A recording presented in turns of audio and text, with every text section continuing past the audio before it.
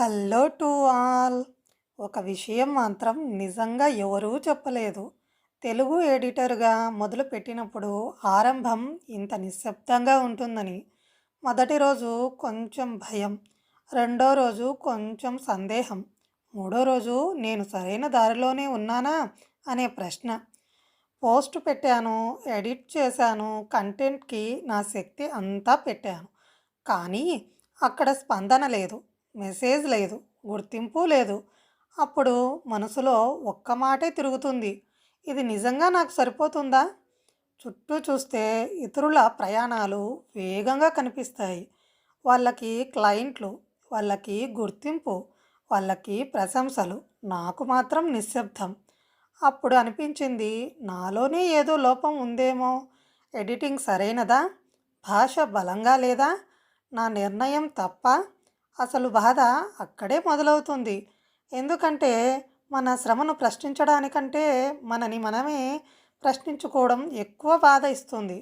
కానీ కాలం గడిచే కొద్దీ ఒక విషయం మెల్లగా అర్థమైంది: ఈ నిశ్శబ్దం వైఫల్యం కాదు, ఈ సందేహం బలహీనత కాదు, ఈ ఆలస్యం తప్పు కాదు. ఇవి అన్నీ ఎదుగుదలకి ముందొచ్చే దశలు. విత్తనం నేలలో పడిన వెంటనే పువ్వు కనిపించదు. ముందు అది చీకటిలోనే బలం సంపాదిస్తుంది. మన ప్రయాణం కూడా అంతే. ఎవరూ చూడని రోజుల్లోనే మన నమ్మకం తయారవుతుంది. ఎవరూ మెచ్చని రోజుల్లోనే మన నైపుణ్యం పదునవుతుంది. ఎవరూ ప్రశ్నించని రోజుల్లోనే మన సహనం పుడుతుంది. ఇప్పుడు వెనక్కి చూసుకుంటే అప్పుడు వచ్చిన ఆ సందేహాలే నన్ను నిలబెట్టాయి.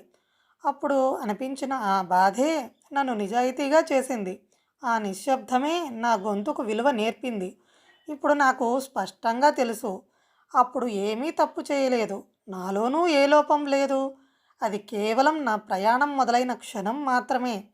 ఇది చదువుతున్న నువ్వు కూడా ఇప్పుడు అదే దశలో ఉంటే నిశ్శబ్దాన్ని భయపడొద్దు, సందేహాలను శత్రువులుగా చూడొద్దు. ఎందుకంటే నువ్వు ఆగిపోయావు కాదు, నువ్వు నిర్మాణంలో ఉన్నావు. నీ ప్రయాణం మొదలైందంతే.